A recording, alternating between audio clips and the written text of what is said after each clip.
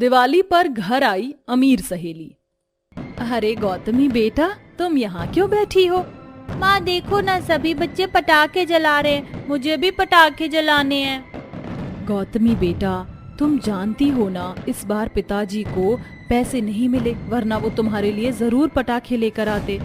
माँ आप हर साल कहती हो कि पिताजी मेरे लिए पटाखे लेकर आएंगे, लेकिन कभी भी नहीं लेकर आते। इस साल भी सभी बच्चे पटाखे जला रहे हैं और मैं हर साल की तरह उन्हें देख रही हूँ। मेरी बच्ची, मैं तुझे कैसे समझाऊं? हम इन बच्चों के माँ बाप की तरह अमीर नहीं हैं। तुझे छोटी छोटी चीजों के लिए तरसता देख मुझे बहुत तकलीफ होती है। हे भगवान, कोई चमत्कार करो ताकि मेरी बच्ची के उदास चेहरे पर हंसी आ जाए। आशा मन ही मन इतना सोच ही रही होती कि तभी वहाँ सभी बच्चों के बीच में पटाखे जला रही एक छोटी सी बच्ची गौतमी के पास आती है। तुम यहाँ क्यों बैठी हो? तुम भी आओ ना, हम सब लोग मिलकर पटाखे जलाएंगे। मैं नहीं आ सकती, मेरे पास पटाखे नहीं हैं। तो क्या हुआ, तुम मेरे साथ मेरे पटाखे जला लेना। क्या सच्ची मैं तुम्हारे पटाखे जला सकती हूँ? क्यों नहीं, मेरा नाम स्वाति है और मैं यहीं पास में रहती हूँ। क्या तुम मेरी दोस्त बनोगी? हाँ क्यों नहीं, आज के बाद हम दोनों एक दूसरे के दोस्त हैं। इतना कहकर गौतमी स्वाति के साथ मिलकर पटाखे जलाती है। गौतमी जहाँ एक गरीब परिवार से होती है, वहीं स्वाति गांव के सबसे अमीर सेठ की बेटी होती है। लेकिन इन दोनों में बहुत गहरी दोस्ती होती है और इसी गहरी दोस्ती को निभाते हुए आज ये दोनों सहेलियां बड़ी हो जाती हैं। हाय पायल, हाय आंटी। अरे स्वाति बेटा, इतने दिनों बाद आज बड़ी खुश दिख रही हो, क्या बात है? खुश इसलिए हूँ, मेरा रिश्ता तय हो गया है और अगले महीने मेरी शादी है। मुझे तो यकीन ही नहीं हो रहा कि तेरा रिश्ता तय हो गया है। जब अगले महीने मेरी शादी में आएगी ना, तब यकीन होगा तुझे। चल अब मेरी तो शादी होने वाली है, तू भी अब जल्दी से शादी कर ले। हाँ बेटा, इसके लिए रिश्ते भी देखना शुरू कर दिए हैं, अब जल्द से जल्द इसकी भी शादी हो जाएगी। गौतमी, मैं तुझे बहुत याद करूंगी, लेकिन तू मुझसे वादा कर, हर एक फेस्टिवल पर हम जरूर एक दूसरे से मिलेंगे और स्पेशल दिवाली पर। याद है ना कि दिवाली पर ही हम दोनों की दोस्ती हुई थी? मैं वादा करती हूँ कि मैं तुझसे दिवाली पर जरूर मिलूंगी। ये बोलते हुए दोनों सहेलियों की आंखों में आंसू आ जाते हैं और दोनों एक दूसरे के गले लग जाती हैं। कुछ ही दिनों में स्वाति की शादी हो जाती है। क्योंकि स्वाति एक अमीर परिवार से होती है तो उसकी शादी एक अमीर परिवार में होती है। वहीं गौतमी एक गरीब परिवार से थी तो उसकी शादी एक गरीब परिवार में हो जाती है। अरे ये क्या, सारी सब्जियां तो खत्म हो गई और दाल भी नहीं है। अब मैं खाने में क्या बनाऊं? उनके आने का भी समय हो गया है। एक काम करती हूँ, मूंगफली रखी हुई है, मूंगफली की चटनी और रोटी बना देती हूँ। जहाँ एक तरफ अमीर घर में शादी करने के बाद स्वाति सारे ऐशो आराम में रह रही थी, वहीं गरीब घर में शादी करने की वजह से गौतमी काफी परेशानियां झेलती है। लेकिन इसके बावजूद भी गौतमी अपने ससुराल वालों का साथ नहीं छोड़ती और उनका अच्छे से ख्याल रखती है। ऐसे ही समय गुजरता है और दिवाली का दिन करीब आ रहा होता है। माँ जी, मैं सोच रही थी कि क्यों ना इस साल हम दिवाली पर पेंट करवाएं और घर को लाइटों और फूलों से सजा दे। सालों से मेरी भी यही ख्वाहिश है, लेकिन तू तो जानती है ना विवेक की कमाई कितनी है। उसकी कमाई में हम 2 वक्त की रोटी खा लें, यही हमारे लिए बड़ी बात है। इतने कम पैसों में दिवाली का त्योहार बनाना हम लोगों के लिए मुमकिन है? माँ, मेरे पास एक तरकीब है, क्यों ना मैं और भाभी मिट्टी के दिए बनाकर बेचे। दिवाली पर हर कोई दिए खरीदता है, हम भी मिट्टी के दिए बनाएंगे और उन्हें अपने हाथों से सजा कर बेचेंगे। इससे हमारी कमाई भी काफी अच्छी होगी, जिससे हम दिवाली का त्योहार बड़े धूमधाम से मनाएंगे। ज्योति, तुम्हारा आइडिया तो सच में बहुत अच्छा है। हम कल से ही मिट्टी के दिए बनाना शुरू कर देते हैं। गौतमी और ज्योति अगले दिन होते ही मिट्टी के दिए बनाते हैं और उन्हें अपने हाथों से सजाकर बाजार में बेचने लगते हैं। दिवाली का त्योहार बनाने के लिए गौतमी और उसके पूरे परिवार वालों को इतनी मेहनत करनी पड़ रही थी, लेकिन वहीं स्वाति। राज देखो ना, कितनी प्यारी साड़ी है। प्यारी तो है, लेकिन हमने अभी तो इतनी सारी शॉपिंग करी है, तो ये साड़ी किस लिए? मैंने तुम्हें बताया था ना कि मेरी एक बचपन की दोस्त है गौतमी। पता है, हमारी दोस्ती दिवाली के दिन ही हुई थी, इसलिए हम हर साल दिवाली का त्योहार साथ में मिलकर मनाते थे। शादी के बाद ये हमारी पहली दिवाली है। मैं सोच रही हूँ दिवाली पर उसकी मनपसंद की हर एक चीज उसके लिए लेकर जाऊंगी और साथ में दिवाली मनाऊंगी। ये तो बहुत अच्छी बात है। जहाँ एक तरफ स्वाति को गौतमी के साथ बिताए पुराने दिन याद आते हैं, वहीं गौतमी का भी कुछ ऐसा ही हाल होता है। ज्योति वहाँ देखो, वहाँ कितनी सारी मिट्टी रह गई है। तुम वहाँ की झाड़ू लगा लो और मैं यहाँ से सफाई कर देती हूँ। तुम्हें पता है ज्योति, शादी से पहले हर साल दिवाली पर मेरी दोस्त स्वाति मेरे घर आया करती थी और वो, मैं और मेरी माँ साथ मिलकर दिवाली की सफाई करते थे। हम दिवाली की सफाई कम और मस्ती ज्यादा करते थे। काश इस साल वो मेरे साथ होती। हमने वादा किया था कि हम शादी के बाद भी दिवाली पर जरूर मिला करेंगे, लेकिन इस गरीबी में उससे मैं कैसे मिलूं? भाभी मैं समझ सकती हूँ, आप देखना इस दिवाली पर भी आप अपनी दोस्त से जरूर मिलोगी। दिन गुजरते हैं और गौतमी ज्योति दिए बेच रही होती है। जिस बाजार में गौतमी और उसकी ननद दिए बेच रही होती हैं, उसी बाजार में स्वाति अपने पति के साथ दिवाली की शॉपिंग के लिए आई होती है। स्वाति दूर से ही गौतमी को दिए बेचते हुए देख लेती है, जहां वो समझ जाती है कि शादी के बाद गौतमी बड़ी परेशानी में रह रही है। भाभी आज भी 200 रुपए की कमाई हो पाई है, ऐसे कैसे चलेगा? मुझे नहीं लगता इस साल हम लोग दिवाली मना भी पाएंगे। ज्योति, भगवान पर भरोसा रखो, क्या पता कोई चमत्कार हो जाए जिससे हम इस साल दिवाली मना पाएं। ऐसे ही 4 दिन और गुजर जाते हैं और दिवाली का दिन आ जाता है। दिवाली के दिन जहां सब लोग पूजा करके दिवाली का त्योहार मना रहे होते हैं, वहीं गौतमी और उसके ससुराल वाले निराश और मायूस बैठे होते हैं कि तभी अचानक उनके घर के दरवाजे पर दस्तक होती है। इस समय कौन है? लगता है कोई दिवाली की मिठाई देने के लिए आया है। बहू जरा दरवाजा तो खोल। गौतमी जैसे ही अपना घर का दरवाजा खोलती है तो सामने स्वाति को खड़ा देख हैरान रह जाती है। स्वाति, तुम यहाँ? मैंने तुमसे कहा था ना हम दिवाली पर जरूर मिलेंगे, इसलिए मैं तुमसे मिलने आई हूँ। कैसी हो तुम? मैं ठीक हूँ, आओ अंदर आओ। आज दिवाली है और आप सब लोग ऐसे बैठे हो। स्वाति, वो क्या है ना, मेरे ससुराल वाले दिवाली का त्योहार मनाते नहीं हैं, इसलिए हम लोगों ने सजावट नहीं की और ना ही नए कपड़े पहने। गौतमी, और कितना झूठ बोलोगी? तुम्हें क्या लगता है तुम झूठ बोलोगी और मुझे पता नहीं चलेगा? मैं जानती हूँ कि तुम्हारे परिवार की हालत ठीक नहीं है, इसलिए तुम दिवाली नहीं मना रही हो, लेकिन तुमने मुझे इस बारे में बताया भी नहीं। क्या मैं तुम्हारी दोस्ती के लायक भी नहीं हूँ? नहीं नहीं स्वाति, ऐसा मत कहो। तुमसे अच्छा दोस्त मुझे पूरी दुनिया में नहीं मिल सकता। तुम परेशान ना हो, इसलिए मैंने तुम्हें ये सब नहीं बताया, मुझे माफ कर दो। अब रोना बंद करो। दिवाली जैसे शुभ मौके पर कोई रोता है क्या? ये देखो, मैं तुम्हारे और तुम्हारे पूरे परिवार के लिए दिवाली के तोहफे और नए कपड़े लेकर आई हूँ। चलिए आप सब अब तैयार हो जाइए, फिर हम लोग मिलकर दिवाली का त्योहार मनाएंगे। सारा परिवार खुशी खुशी दिवाली के नए कपड़े पहनता है और तैयार होकर भगवान श्री गणेश और माता लक्ष्मी की पूजा करता है। और अब पूरा परिवार साथ में मिलकर दिवाली का त्योहार बनाता है। ये लो, इसमें कुछ पैसे हैं, इन पैसों को तुम अपने पति को देकर एक नया काम शुरू करो। लेकिन मैं ये पैसे कैसे ले सकती हूँ? नहीं, मुझे पैसे नहीं चाहिए। कहा ना एक बार, इन पैसों को रखो, ठीक है? वरना मैं तुमसे कभी बात नहीं करूंगी।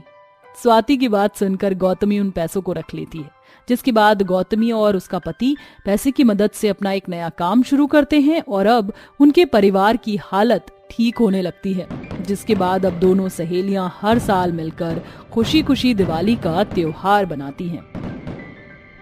10 साल की प्रीति और सलोनी बहुत अच्छी फ्रेंड थी। एक शाम दोनों पार्क में गुड्डे गुड़ियों का खेल खेल रही थी। तभी गरीब सहेली सलोनी कहती है, प्रीति, ये गुड्डा गुड़िया का खेल खेलने में कितना मजा आता है ना। मैं तो सोच रही हूँ जैसे बड़े लोग होते हैं ना, अपनी दोस्ती को रिश्तेदारी में बना लेते हैं। मैं भी सोच रही हूँ कि तू मेरी बहुत अच्छी सहेली है, हम भी अपनी दोस्ती को रिश्तेदारी में बदलें। हाँ हाँ जरूर, मैं भी यही चाहती हूँ कि हमारी दोस्ती रिश्तेदारी में बदल जाए। उसके बाद हम साथ में और कितना मजा करेंगे। हाँ यार, हमारी दोस्ती जब रिश्तेदारी में बदल जाएगी ना तो हम बहुत मजे करेंगे। फिलहाल अंधेरा हो गया है, अगर तू जल्दी अपने घर नहीं गई तो आंटी मुझे तो डांटेंगी और तुझे भी डांटेंगी। मैं नहीं चाहती कि आंटी तुझे डांटे। अरे तू मेरी फिक्र मत किया कर।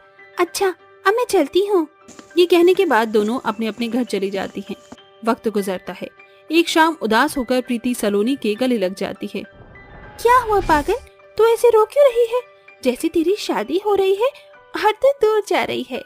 हाँ वही समझ ले, मेरे पापा का ट्रांसफर दूसरे शहर हो गया है, इसलिए अब मैं तेरे साथ रोज नहीं खेल पाऊंगी, ना तेरे साथ पढ़ पाऊंगी। मेरा यहाँ से बिल्कुल भी जाने का मन नहीं है, पर मम्मी ने कहा है जाना पड़ेगा। क्या सच प्रीति, तू जा रही है? तेरे बिना मेरा मन नहीं लगेगा और मेरा तो कोई दोस्त भी नहीं है।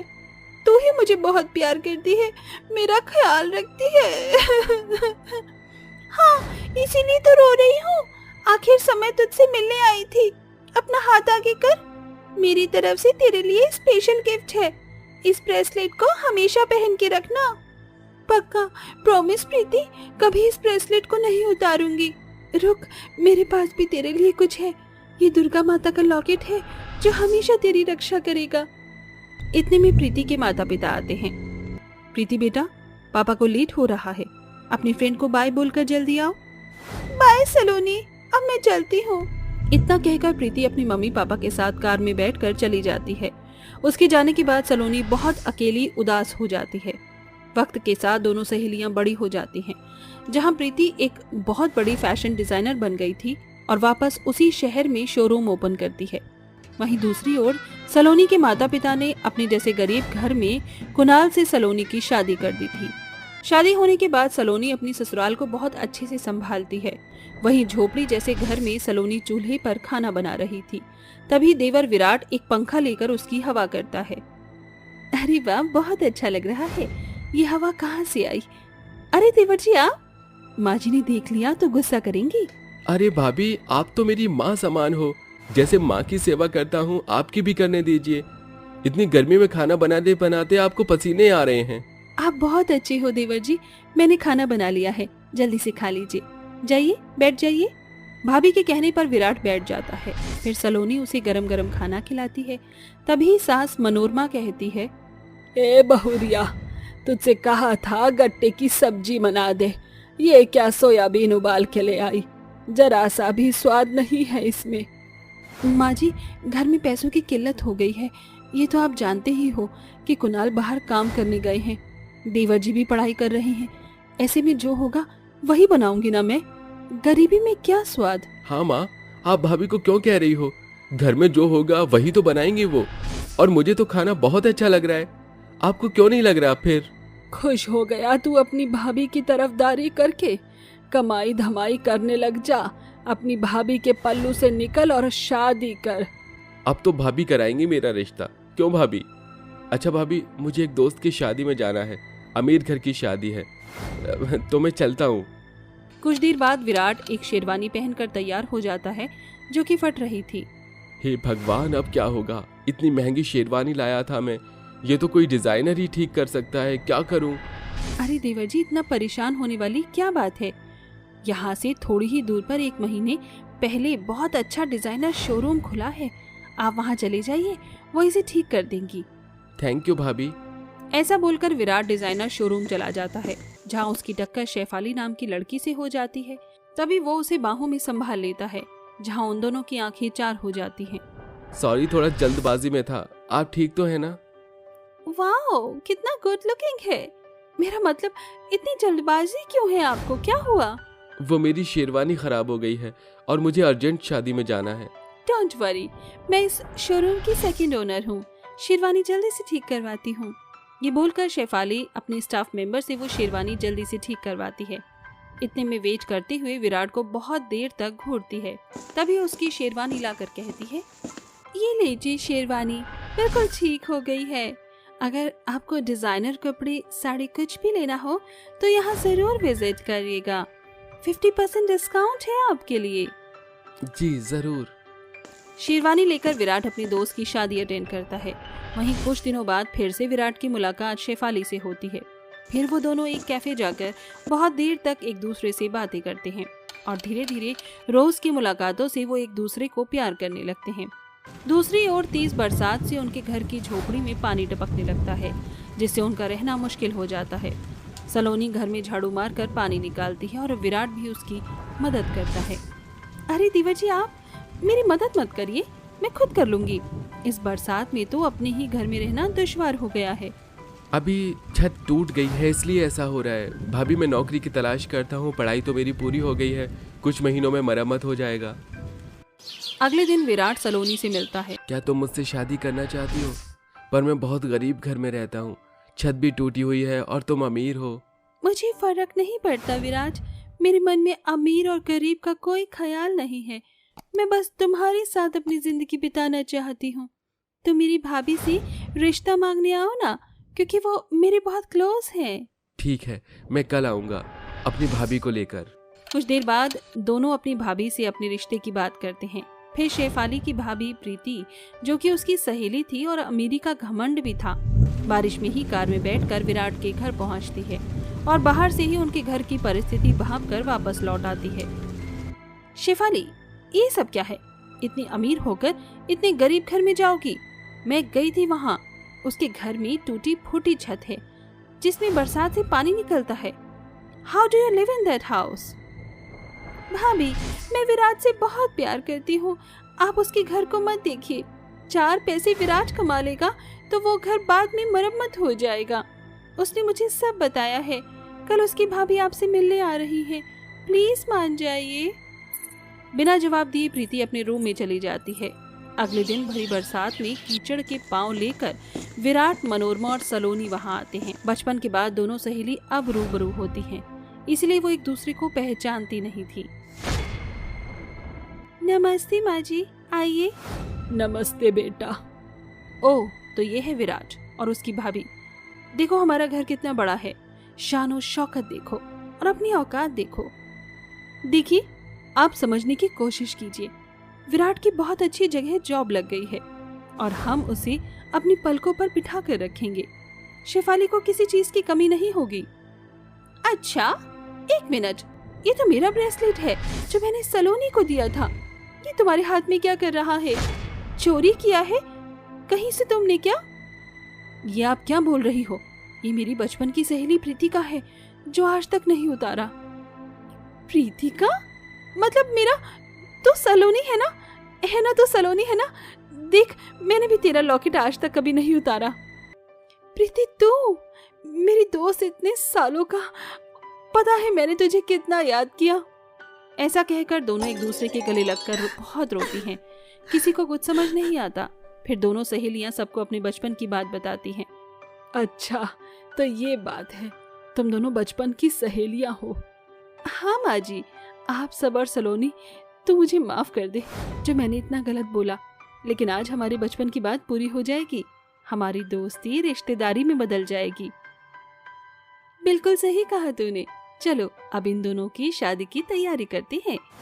इसके बाद दोनों सहेलियां एक दूसरे के साथ खूब देर तक गप्पे लड़ाती हैं। फिर शुभ मुहूर्त देखकर अगले महीने गरीब सहेली के देवर की शादी अमीर ननंद से खुशी खुशी हो जाती है और प्रीति कुछ पैसे देकर अपनी गरीब सहेली के घर की मरम्मत करा देती है।